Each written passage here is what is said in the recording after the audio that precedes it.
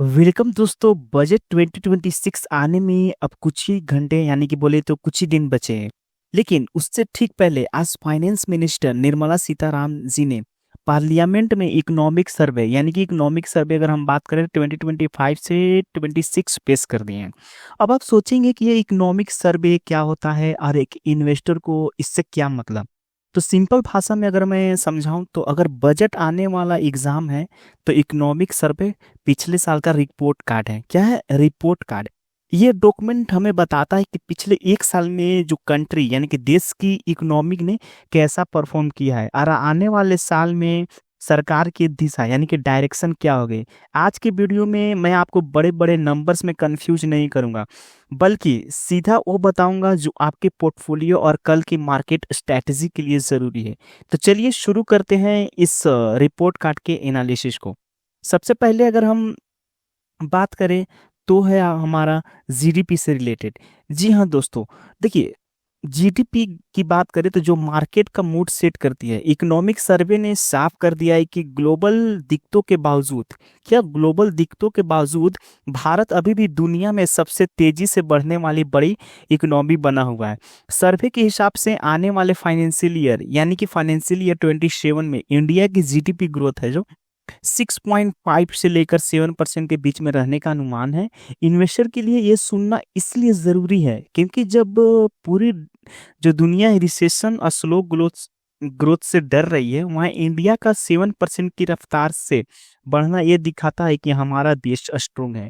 इसका सीधा सीधा असर ये होगा कि फॉरेन इन्वेस्टर का भरोसा इंडिया पर बना रहेगा, जो लॉन्ग टर्म में निफ्टी सेंसेक्स को नई ऊंचाइयों पर ले जाएगा। और अगर हम सेकेंड की बात करें, सेकेंड इकोनॉमिक हाईलाइट की, तो वो है दूसरा सबसे बड़ा पॉइंट जो सर्वे में हाईलाइट किया गया है, वो है इन्फ्लेशन यानी कि हम बात करें तो महंगाई। जी हाँ, देखिए पिछले कुछ सालों में महंगाई ने आम आदमी और कंपनीज दोनों की कमर तोड़ रखी थी। लेकिन सर्वे ने यह कंफर्म किया है कि अब रिटेल इन्फ्लेशन आरबीआई के कंफर्टेबल जोन में वापस आ चुका है।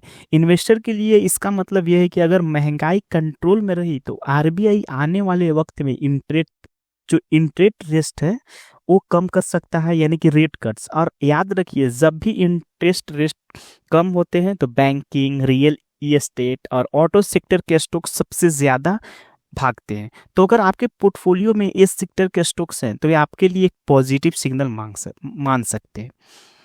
अब थर्ड की बात करें तो है कैपेक्स और इंफ्रास्ट्रक्चर यानी कि सरकार का जो मेन फोकस है। देखिए अब आते हैं उस सेक्शन पर जिसका मार्केट में सबसे ज्यादा इंतजार कर रहा था, वो है कैपेक्स और इंफ्रास्ट्रक्चर। जी हाँ, देखिए सर्वे ने इस बात पर बहुत जोर दिया है कि पिछले कुछ सालों में सरकार ने जो रोड्स, रेलवे, डिफेंस पर हेवी खर्च किया है उसने इकोनॉमिक बचा रखा है। सर्वे ने इशारा दिया है कि प्राइवेट सेक्टर यानी कि जो बड़ी कंपनीज को अब आगे आकर इन्वेस्टमेंट बढ़ाना चाहिए। इसका सीधा मतलब है कि आने वाले बजट में भी सरकार रेलवेज, डिफेंस और पावर सेक्टर पर अपना फोकस बनाए रहेगी। अगर आप एल&टी, टाटा पावर और रेलवे स्टॉक्स होल्ड करते हैं तो सर्वे के ये कमेंट्री आपके लिए म्यूजिक टू द ईयर्स जैसी है। यानी कि प्राइवेट इन्वेस्टमेंट बढ़ने का मतलब है कि कैपिटल गुड्स कंपनीज के ऑर्डर बुक और स्ट्रॉन्ग होने वाले हैं। अब हम नेक्स्ट पॉइंट की बात करते हैं, रिस्क फैक्टर। जी हाँ, देखिए हर जगह पॉजिटिव पॉइंट नहीं है, कहीं डर भी है। और वो डर कहाँ है चलिए देखते हैं। पिक्चर सिर्फ अच्छी नहीं है, कुछ वार्निंग भी दी गई है जिन्हें इग्नोर करना गलती होगी। यानी कि सर्वे ने साफ कहा है कि ग्लोबल जियोपॉलिटिक्स, जो दुनिया भर में वार्स और टेंशन चल रही है, हमारे लिए सबसे बड़ा रिस्क है। अगर दुनिया में ऑयल प्राइसेस अचानक बढ़ गए और हम बात करें तो जो सप्लाई चेन टूट गई तो इंडिया की ग्रोथ पर असर पड़ सकता है। इसीलिए सर्वे में है जो वो सावधानी बरतने की सलाह दी गई। एक इन्वेस्टर के तौर पर आपको ये सीख लेनी चाहिए कि मार्केट अभी बाई ऑन डिप्स तो है, लेकिन अंधाधुंध पैसा लगाने की ये वक्त नहीं है। क्वालिटी स्टॉक्स में ही रहे और पेनी स्टॉक्स से दूर रहे, क्योंकि ग्लोबल मार्केट कभी भी मूड खराब कर सकता है। इसलिए आप उससे बच के रहे। तो देखिए आखिर में इस पूरे इकोनॉमिक सर्वे का जो निचोड़ कंक्लूजन क्या निकलता है, निचोड़ यह है कि इंडियन इकोनॉमिक स्ट्रोंग है, स्टेबल है और ग्रोथ के ट्रैक पर है। मार्केट को जो डर था कहीं ग्रोथ स्लो ना हो जाए, वो डर अब खत्म हो गया है। कल मार्केट इस सर्वे को पॉजिटिव लेगा, लेकिन असली एक्शन 1 फरवरी को बजट वाले दिन रहेगा, जो कि संडे को। मेरी आपको सलाह ये रहेगी, सर्वे के दम पर कल बैंकिंग और इंफ्रास्ट्रक्चर स्टॉक्स पर नजर रखें, क्योंकि वहां मोमेंटम देखने को मिल सकता है।